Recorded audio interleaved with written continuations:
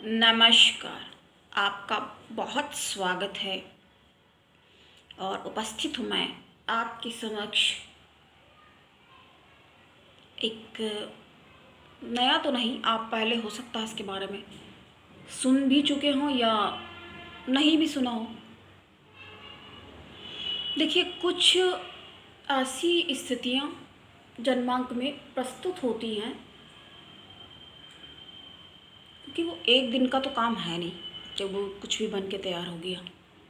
जो आपने पिछले में कुछ करा है उसके ही अकॉर्डिंग आपका बर्थ चार्ट तैयार हुआ है।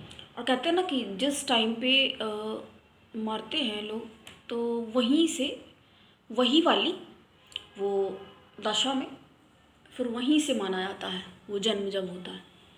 समझ लीजिए ऐसा गूढ़ ज्ञान है ये सारी चीज़ें। एक हमारा ही ऐसा सनातन धर्म ये है जिसमें इन सारी चीज़ों के बारे में आपको सारी जानकारियाँ उपलब्ध हैं। बाकी और कोई इन चीज़ों के बारे में बताना तो दूर, इनके बारे में समझ ही सोच नहीं सकता है कि कैसे ये क्या है ना। तो ये सब बातें हैं।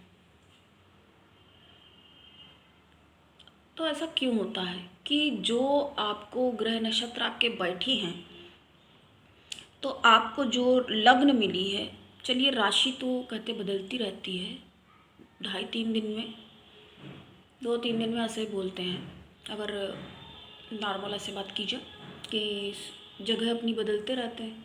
चंद्रमा सबसे ज़्यादा गतिशील और चलायमान माने गए हैं। तो जब शनि से ये पता चलता है, एक तो आप अपने विषय में ये ज़रूर जानिए कि आप कितने अपनी लाइफ के लिए और अपनी रिस्पॉन्सिबिलिटीज़ के लिए आप कितने सचेत हैं और कितने अचेत। देखो, शनि ये डिफाइन करता है, क्लियर होता है इससे कि आपको कौन सी बात पर अनिवार्य रूप से आपको ध्यान देने की आवश्यकता है। तो परम प्रिय दर्शकों, जो भी शनि जहाँ पर उनकी प्लेसमेंट होती है, कहा जाता है कि क्या क्या कहा जाता है कि ये कहा जाता है उसके लिए आपको उस काम को पूरा करना अति आवश्यक है और महत्वपूर्ण है, क्योंकि आपने अपने पिछले जन्म में कोई ड्यूटी ऐसी है जो पूरी नहीं करी है। कुछ ड्यूटीज़ आपकी ऐसी रह गई हैं जो आपने नहीं पूरी की हैं, लेकिन आपको इस बार मौका मिला है कि आप इन रिस्पॉन्सिबिलिटीज़ को कंप्लीट करें। और ये कौन सी दिशा में अच्छे माने जाते हैं, कौन सी दिशा में बुरे माने जाते हैं ग्रह, सबका अलग अलग ये है। कि अब देखिए, मित्र के हमने आपको पहले ही बताया है कि अगर मित्र के क्षेत्र में भी होंगे तो भी वो ग्रह अच्छा ही माना जाता है। अब जैसे बुध हैं तो बुद्धिमान है तो वो सबके ही दोस्त बन गए आराम से। सूर्य के भी मित्र माने गए, सूर्य राजा हैं। हमने आपको बताया भी है पहले नृप योग के बारे में, तो इस वजह से ये माना जाता है। अब देखिए क्या हुआ था। अब महाभारत की ही हम लोग को उदाहरण लेना पड़ता है, बात करते हैं। अब भीष्म इतने सब धर्म का ज्ञान उनके पास होने के बावजूद उन्होंने इतना मतलब कष्ट भी सहन कर लिया, वहन किया सब जिम्मेदारियां भी, पर कुछ तो उन्होंने भी गड़बड़ करी ना, तभी तो इतना ये नरसंहार, इतनी लड़ाई, इतनी मारपीट, क्या क्या कुछ नहीं हो गया। तो उन्होंने अपनी जो है प्रतिज्ञा को ज़्यादा महत्वपूर्ण समझा। अपने जो सामने हैं कुर्सी के प्रति एक ईमानदारी से निष्ठा रखी। मतलब जो भी बैठे उसकी पिता की छवि देखेंगे, अरे तो पिता तो इतने बड़े हैं और उनके पास वो नॉलेज है, तो उन्होंने ऐसा किया है। पिता से उन्हें वरदान मिल गया, ठीक है। लेकिन जब गलत आदमी कर रहा है, आप अपनी प्रतिज्ञा को आप ज़्यादा महत्वपूर्ण मान रहे हैं, और उसको आप नहीं सही राह पे ले जा पा रहे हैं, तो गलत से फिर क्या, एक बार कहते हैं ना, जब वाइब्रेशन है यहाँ से एक डिस्टरबेंस प्रोड्यूस है। अब रस्सी है, मान लीजिए इधर बंधी हुई है, तो इधर से अगर उसको यूँ हिलाएंगे तो वो हिलते हिलते हिलते पूरे आगे तक छोर तक जाएगी हिलती हुई। तो वहाँ से वो गलतियाँ जो शुरू हुई, तो उसका क्या फिर परिणाम निकला जाके, तो भयंकर परिणाम भी फिर सामने आ जाते हैं। कि जब अड़े हुए हो, आप अड़ गए हो किसी बात पे, नहीं तो क्या सही होगा? अपने अपनी जगह पे तो हर एक को लगता है कि हम सही हैं, अपने लिए सही होना भी चाहिए, लेकिन थोड़ा तो विचार भी, क्योंकि कभी कभी न्यूट्रल होके भी विचार करना ज़रूरी होता है। अब देखिए ये लोग इतने चालाक थे, किनकी बात कर रहे हैं वो लोग, शकुनी, दुर्योधन, इनका जो पूरा ग्रुप था सारे, तो ये लोग इतने ज़्यादा चालाक थे कि इन्होंने क्या किया, इन्होंने जो पांडव के मामा थे, मामाश्री, शकुनी तो हो गए दुर्योधन के मामा, दुशासन लोगों के सबके, कर्ण और सबके 100 थे ना भाई दुर्योधन, तो उनके मामा हो गए शकुनी। फिर क्या हुआ, इन्होंने जो पांडव के मामा थे उनको भी अपनी होशियारी और चालाकी से, उनके पास ये लोग गए मिलने के लिए, मीटिंग करने गए, और क्या किया इन्होंने, इतनी चालाकी से उनको भी अपने पक्ष में, उनसे ऐसी मतलब मंत्रणा की, कैसे बात किया, अपने पक्ष में इन्होंने उनको भी कर लिया। बाद में वो विलाप करने लगे, उनको दुख हुआ, और उन्होंने पांडव से जा कर के कहा भी कि बताओ हमसे ये गलत काम हो गया, इन लोगों ने बड़ी चालाकी से वचनबद्ध कर लिया अपनी तरफ से लड़ने के लिए। कैसे हैं ये लोग, कितने चालाक हैं, अपना अब तुम लोग अपना, हमको तो इनकी तरफ से लड़ना पड़ेगा। मतलब अपने वचन को इतना इम्पोर्टेंस आदमी दे रहा है कि गलत और सही का यहाँ भेद करने का वक्त ही किसी के पास नहीं है। मतलब धर्म अधर्म कुछ नहीं। अब वो अनीति पे अनीति करते चले जा रहे हैं दुर्योधन लोग। उनका पूरा जो है ग्रुप, अपना एक ग्रुप था उनका, और इतना सब कुछ, इतनी चालाकियां दिखाने के बाद भी हुआ क्या, क्या हुआ बाद में? बाद में हुआ यही कि सबको पता है क्या हुआ, स्वयं ही फिर हानि उठा बैठे।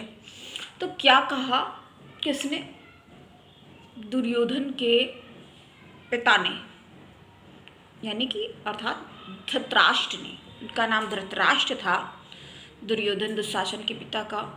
तो उन्होंने क्या कहा कि 100 पुत्र थे, जब ये सारे मारे गए तब उन्होंने क्या कहा कि 100 थे बताओ, अरे एक ही बच जाता, खाली दुर्योधन ही बच जाता, या कोई भी इसमें से एक बच जाता, कोई भी नहीं बचा। पहले तो बाकी सारे मारे गए, बाद में, और ये सारे बैठ के सारा ये क्रियाकलाप और कार्यक्रम ये देखते रहे बाप। अब बताइए तो ये कैसे क्या हो गया, क्यों हुआ? अब ये भाई इतने पापी, इतना इन्होंने दुराचार किया हुआ था कि ऐसा प्रपंच फैलाया, और उसमें वो खुद ही फिर, ये तो इसीलिए कहा जाता है यदि कोई गड्ढा किसी के लिए खोदता है, हाँ इन चीज़ों में लेकिन टाइम लग जाता है, गिर जाता है, गड्ढा किसी के लिए खोदता है ना तो उसमें खुद ही गिर जाता है।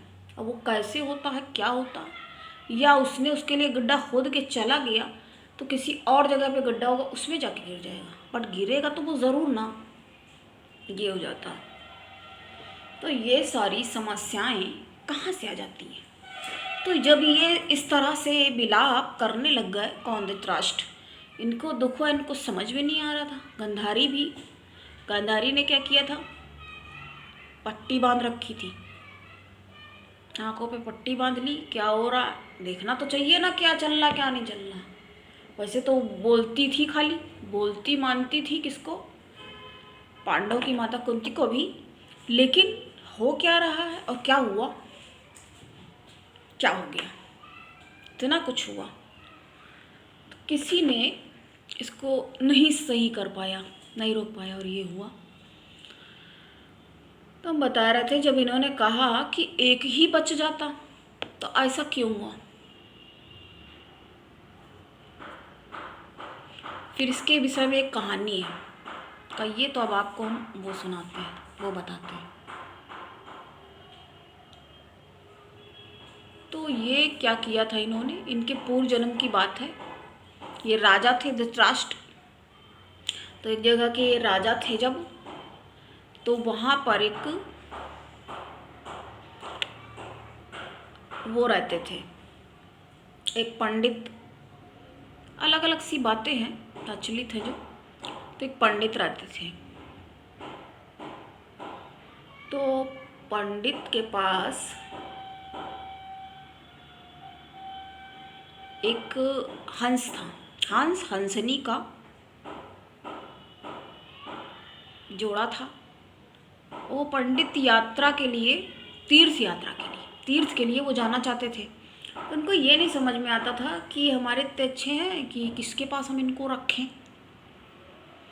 तो पंडित को लगा कि हमें ये अपने राजा को रखना चाहिए उनके पास, और कुछ दिन में तो हम आ ही जाएंगे और फिर उनसे वापस इनको ले लेंगे, रिसीव कर लेंगे। तो वहाँ जब तक रख देते हैं इनको। तो ये इन्होंने किया।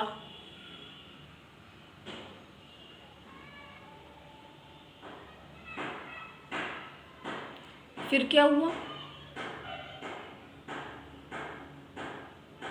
फिर पंडित गया राजा के पास, राजा से कहा उसने कि आप हमारे ये हंस हंसनी हैं, इनका जोड़ा रख लीजिए, और इनके जो बच्चे होंगे वो भी अपना यही जब तक रहेंगे भी, हम 1 महीने के अंदर ही हम आ भी जाएंगे वापस, और बल्कि जल्दी कोशिश करेंगे कि आपको ज़्यादा ये ना इनका वहन करना पड़े, इनकी जिम्मेदारी का निर्वहन ज़्यादा ना करना पड़े, तो हम अपना ले लेंगे इनको आके। तो क्या किया, अब वो पंडित उनको सुपुर्द करके वहाँ से, ब्राह्मणदेव वहाँ से प्रस्थान करके चले गए। कहाँ चले गए, तीर्थ यात्रा पे। उन्होंने कहा था कि हम 1 महीने के बल्कि भीतर ही आ जाएंगे। तो क्या हुआ, तो एक दिन राजा के लिए भोजन बन रहा था।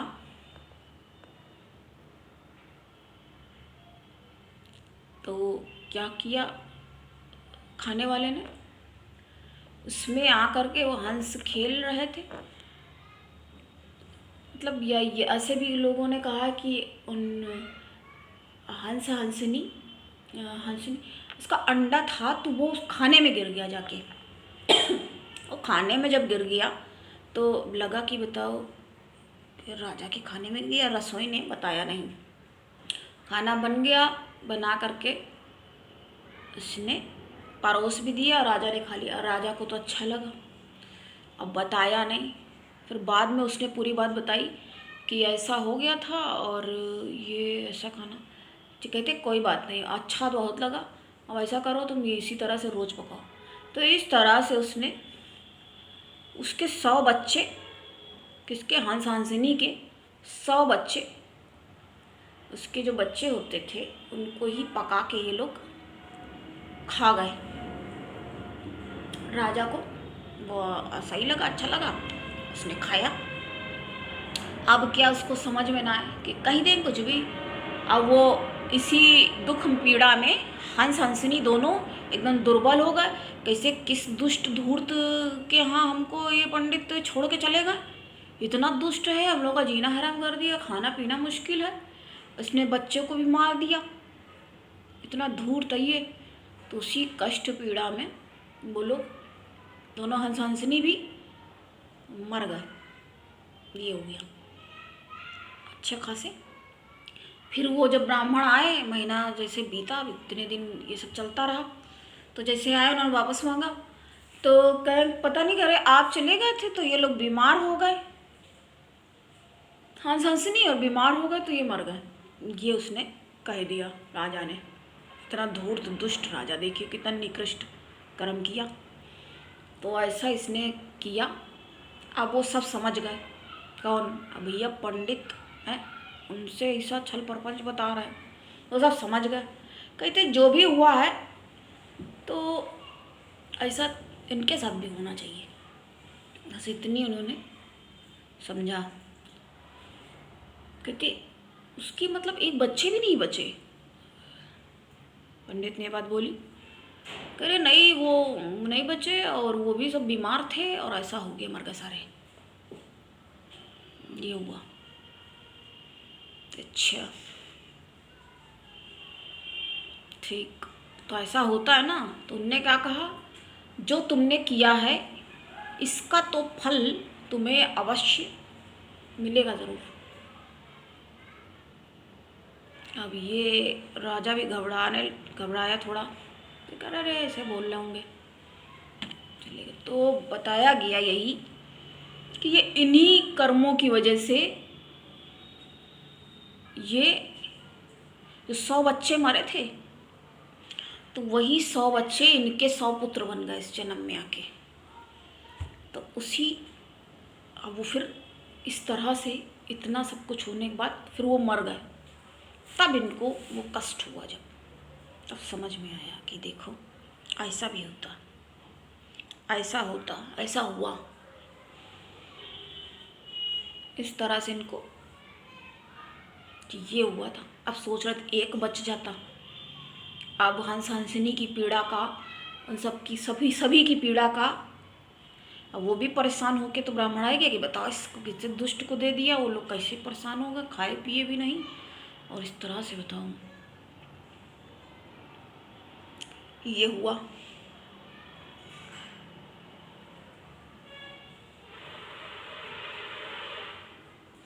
तो इस कहानी से ये होता है स्पष्ट कि जो पिछले में करा है तो इस तरीके से आगे धरा है आके। यहाँ तो इतना अच्छा करके भी, लेकिन कोई ना कोई तो ऐसी बात वही होगी।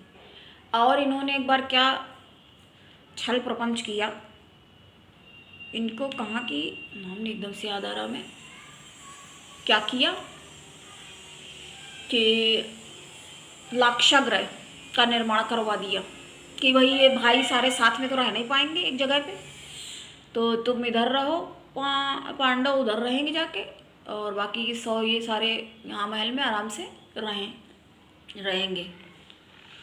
तो दुर्योधन का कहना ये था, कृष्ण भगवान ने ये बात कही कि दुर्योधन बड़े थे ना,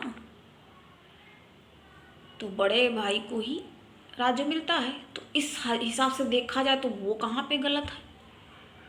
तो कहीं ना कहीं कोई गलत भी होता है, कहीं कोई सही भी होता है। कहने का मतलब ये है, बट वो समझना पड़ता है कि कब धर्म पे हो और कब अधर्म की तरफ, क्योंकि आप सोच विचार नहीं करोगे तो कैसे समझ में आएगी बात।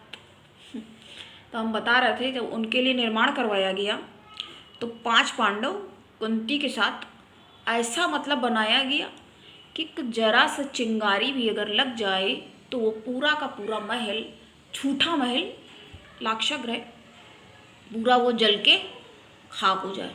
और इतना बड़ा भी है, इतना छोटा सा तो है नहीं कि भाई एक कमरा है वहाँ से कूद के फटाक से निकल गए, वहाँ से बाहर फांद गए, ऐसा तो था नहीं। बड़ा महल था, एक कमरे में गए, दूसरे में गए, जब तक वो भागते भागते वो वहीं पे जल के भस्म हो जाएंगे और खाक। तो ये इन्होंने योजना बना डाली। क्या धृतराष्ट्र को किसी बात की कानो कान खबर नहीं थी? इतना कुछ हो गया, कैसे राजा बन के बैठे हुए थे, है ना, सब सोचने वाली बातें। तो क्या हुआ, इन्होंने जब लाक्षागृह का निर्माण करवा दिया, अपना ही एक वहाँ पर भी सर्वेंट, वहाँ पे नौकर अपना और गुप्तचर भी, दुर्योधन शक ने सब ग्रुप पूरा लगा के रखा था। तो वहाँ पे ये लोग गए, 5 पांडव एक एक करके उसमें प्रवेश किए, माता कुंती के साथ अपनी चले गए अंदर। वो लोग उनको दिखाता जा रहा है, ये देखो बहुत अच्छा बना है, ये बहुत अच्छा है, ये वाला कक्ष है, ये इतना विशाल है, ये ऐसे करके बातें कर कर के बहला के उनको लिए जा रहे हैं अंदर। तो क्या हुआ, एकदम से उनमें जरा सा हाथ लगा भीम तो ऐसे विशाल का एकदम गदा लिए, गदा में जरा सा हाथ लिया तो कुछ टूट के हाथ में आ गया। ये क्या है, टूट के एकदम थोड़ा ऐसे फेंक दिया उसको, आगे चलने लगे। वो चौंक गया, लेकिन कौन, वही जो गुप्तचर और उनका ही जो सेवक नौकर जो वहाँ पे दिखा रहा था सब, उसको तो मालूम ही था सब, उसको यही करना भी था, एक छोटा सा दिए से बस ऐसे जला के वहाँ से खुद भाग जाना। और ये लोग अंदर इतना कहाँ, इनको रास्ता भी पूरा पता नहीं होगा, तुम्हें तो पूरा नॉलेज ही है, ऐसे ऐसे घूम के उन लोग को कहाँ कहाँ लेके गए, कहाँ कहाँ लिए जा रहे थे, अंदर के अंदर ले गए। तो सब लोगों ने जब देखा, ये बताओ, ये जरा सा हाथ लग के टूट गया, शक तो उनको वहीं हो गया।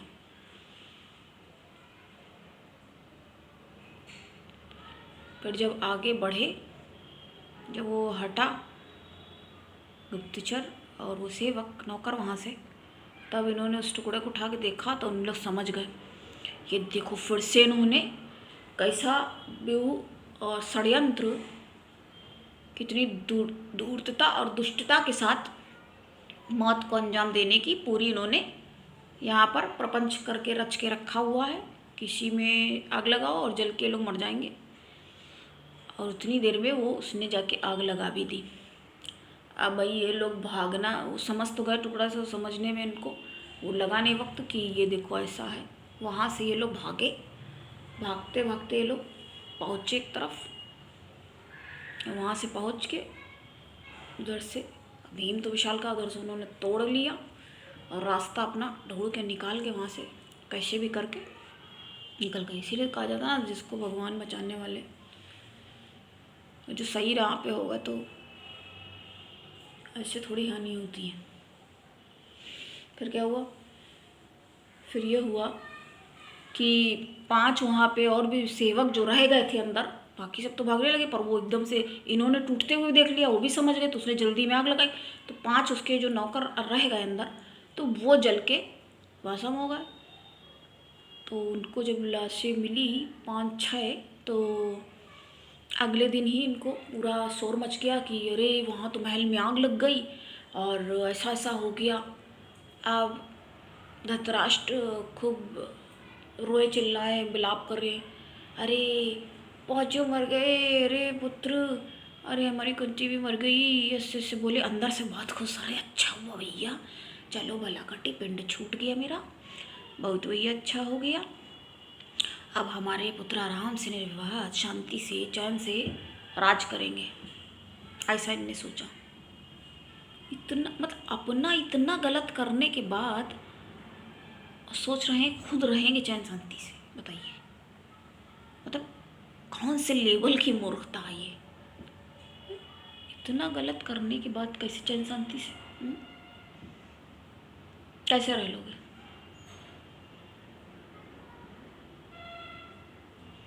अच्छा करने के बाद भी आदमी कौन कौन सी बातों में फंस जाता है, सिचुएशन में। और ये करप करने के बाद भी ये चाहते हैं कि इनको चैन शांति मिले, और अगले को मौत इन्होंने मार ही दिया सीधे कि मरी जाओ, तुम रहो भी ना। वो लोग तो 5 गांव के साथ भी तैयार थे। जब इन्होंने बाद में जीवित देखा तो इनकी फिर से, ये देखो ये तो जीवित खड़े हैं, बताओ। तो फिर वो कौन मर गया, तो समझ में आया कि इनके ही जो लगे हुए थे, सेवक लगा रखे थे अपने गुप्तचर वगैरह सब, तो वही जल मरे थे। और सोचा, कहते बताओ ये फिर भी बच गए। तो जिसको बचना होता है तो वो बचेगा ही ज़रूर, है ना। दुष्टता का तो फल मिलता ज़रूर है। तभी तो कहते हैं ना, जिसको बचाने वाले भगवान।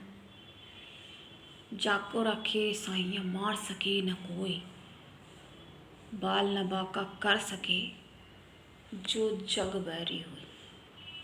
मतलब कोई भी बैरी हो, है ना, कोई भी, तो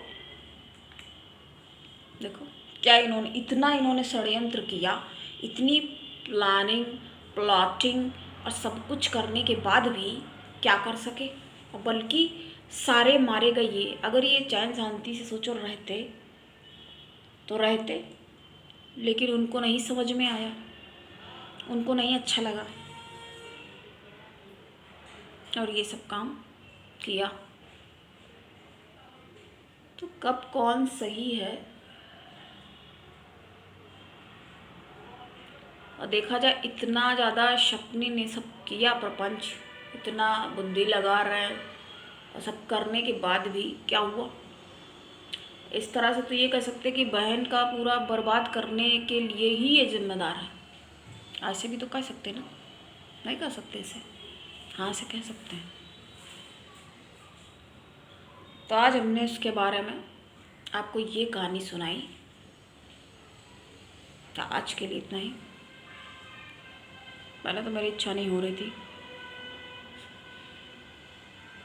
बट ठीक है, बनाते हैं तो बनाएंगे ही, बना ही लिया। तो आज के लिए इतना ही। जय श्री कृष्ण।